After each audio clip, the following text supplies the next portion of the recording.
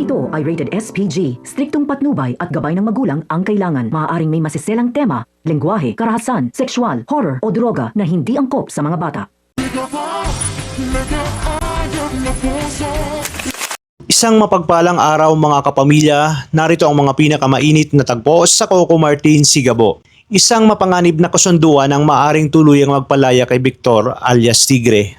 Habang abala ang NCIA sa pagpapatibay ng kanilang kaso, isang lihim na galaw ang unti-unting binubuo sa likod ng lahat at si Ricardo ang sentro ng plano.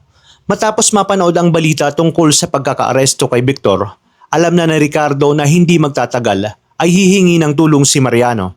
At gaya ng kanyang inaasahan, agad nga itong nakatanggap ng tawag. Nagmakaawa si Mariano na gamitin ni Ricardo ang kanyang impluensya upang mapalaya ang kanyang anak at mailigtas ang pangalan ng pamilya Zapra. Sa una ay mariing tumanggi si Ricardo, ngunit mabilis na nagbago ang ihip ng usapan nang bantaan siya ni Mariano. Kapag hindi niya tinulungan ang kanyang anak na si Victor, ilalantad nito ang lahat ng madilim na lihim na matagal na nilang itinatago ni Ricardo. Isang revelasyong kayang sirain hindi lamang ang kanyang reputasyon, kundi pati ang kanyang buong pamilya. Dahil dito, sisimulan na ni Ricardo ang kanyang plano. Pilit niyang ipinapakita na lehitimo ang negosyo ng pamilya Zapra at walang anumang iligal na gawain ang mga ito. Nang marinig iyon ni Samantha, hindi na siya nakapagpigil. Muli niyang ipinaglaban ang kanilang operasyon at iginiit na sapat ang kanilang mga ebidensya labang kay Victor Zapra. Nauwi na naman sa matinding pagtatalo ang mag-ama at sa pagkakataong ito, wala nang takot si Samantha na salungatin ang sariling ama. Nasaksihan ng buong pamilya ang kanilang mainit na sagutan. Habang lumalala ang kanilang hidwaan, isang panibagong utos na naman ang dumating mula sa pamunuan ng NCIA. Inatasan si Samantha na hanapin at dakpin si Mr. Chan, ang negosyanteng pinaniniwala ang may hawak ng mga ebidensyang tuluyang magpapatunay sa iligal na operasyon ng pamilya Zapra. Kapag nabigo silang mahanap si Mr. Chan, posibleng mapabagsak ang buong kaso at makalaya itong si Victor. Samantala, isang desperadong laban ang kinakaharap ni Gabo. Habang lumalala ang kondisyon ng kanyang amang si Rudy, muli siyang lumapit kay Tatang upang humingi ng tulong. Ngunit sa halip na pera, isang bagong misyon ang ibinigay sa kanya. Isa lamang ang kondisyon ni Tatang.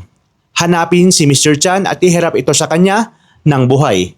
Kapalit nito ang malaking halaga na matagal nang kailangan ni Gabo para sa operasyon ng kanyang ama. Hindi na nagdalawang isip si Gabo. Nangako siyang hindi na hahayaang maagaw ng iba ang target. Kahit NCIA o mga tauhan ni Victor pa ang makasalubong niya, gagawin niya ang lahat upang mauna silang mahanap si Mr. Chan.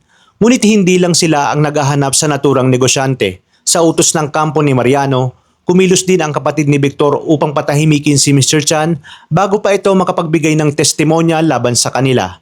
Dahil dito nagsimula ang mapanganib na habulan kung saan tatlong magkakaibang panig ang nag-aagawan sa iisang tao. Sa huli, nagtagumpay si Gabo na maunahan ang lahat at mailigtas si Mr. Chan mula sa tangkang pagpaslang. Dahil dito, bigong maisakatuparan ng kampo ni Victor ang kanilang plano. Ngunit sa kabiguang iyon, nagbunga ang panibagong problema. Galit na galit si Samantha kay Gabo dahil sa pagkuha nito kay Mr. Chan. Para sa kanya, ang pagkawala ng pangunahing testigo ang maaring maging dahilan upang tuluyang makalaya si Victor. Hindi niya alam na habang lalo niyang kinagagalitan si Gabo, ito rin ang lalaking unti-unting gumugulo sa lahat ng planong binubuo ng magkabilang panig. Kung naging interesado kayo sa mga kwento natin ngayon at kung gusto niyong masubaybayan ang mga susunod na kapanapanabik na kaganapan, ay huwag kalimutang i-like ang video na ito, mag-subscribe sa channel at i-click ang notification bell para lagi kayong updated sa mga videos na aking i-upload. Maraming salamat sa inyong panonood at pagpalain tayong lahat, kapamilya!